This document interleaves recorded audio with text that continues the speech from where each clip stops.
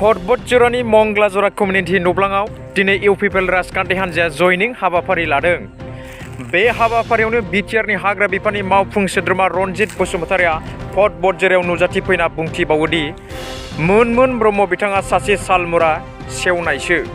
बे सेवनाय सालमुराखौ बुखुना गोदान साल बिफां गायनो नागिरदों होनना बिबुंथियाव बुङो। लोगोसे बुंबावोदि साल बिफांखौ गोदानै इउपिपिएल हान्जाया गावनि आखाइजोंनो गायजोबगोन होनना गोख्रों बिबुंथियाव मख'बावो। क'क्राझार जिल्ला बतझरा महकुमानि सिङाव थानाय मंगलाजरा कमिउनिटि नब्लाङाव दिनै बिटिआरनि मावफुं सोद्रोमा रनजित बसुमतारि नुजाथिनायाव गुबुन हान्जानि जेरै बारग' एनडिबि आरो एनएलएबि हान्जानिफ्राय जथाय 30 जन आखाइ हमफैयो आरो बिपिएफनिफ्राय 50 जनसो सोद्रोमाफ्रा आखाइ हमफैयो। लोगोसे ओनसोलारि सुबुंफोराबो गोबां आखाइ हमफैयो। गासै 90 सानि बांसिन दिनैनि हाबाफारियाव इउपिपिएलनि खामानि मावनायखौ मोजां मोननानै। बिथां बसुमतारिया जोंनि खौरांगिरिनि सिगाङाव मा फोरमायखो फै जों मिथिनानै लानि। गोजोननाय मोनदों। बिपिएफनिफ्राय 42 सा दिनै इउपिपिएल दलाव जइन जादों। 31 इउडिनिफ्राय जोनोम जादों।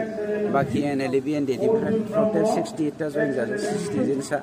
गतिके आइ एम भेरि हेपि दे दिनै बे हालामावहाय मोन ब्रह्मखौ जोखांनानै जोगारनानै इउपिपिएल दोलोआव गोदान मोनसे मिजिंजों, गोदान मोनसे जौगानायनि थांखिजों, सोलायनायनि थांखिजों दिनै खामानि मावनो नागिरदों। मानोना मोन ब्रह्मआ बे ओनसोलाव दिनै एमसिएलए लास्ट 17 इयार्सआवबो हाग्रामानि दैदेननायाव बे ओनसोला सरकारनि सिङाव दंमोन।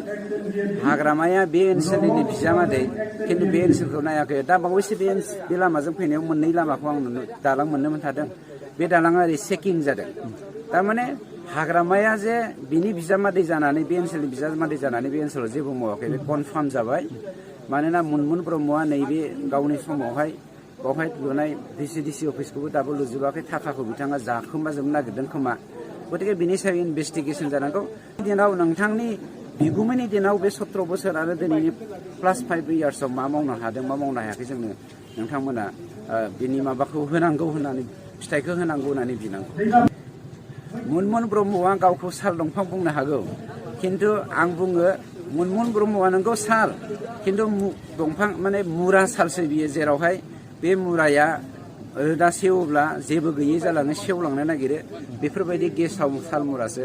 जों बेफोरबायदि सालमुराखौ बुखुनानै इउपिपिएल दोलोआ गोदान मोनसे साल दंफां गायफिननो नागिरदों, जाय जोंनि समाजाव गोदान आबहावा, गोदान बार होगोन, आबहावा सृष्टि खालामगोन आरो जोंनि समाजखौ हिन्दु, मुसलमान, ख्रिस्टियान, सिख कुनु डिफारेन्स गैयै मोनसे समाज गायसनगोन। बेवहाय टटेल 3117 सा दंबावो।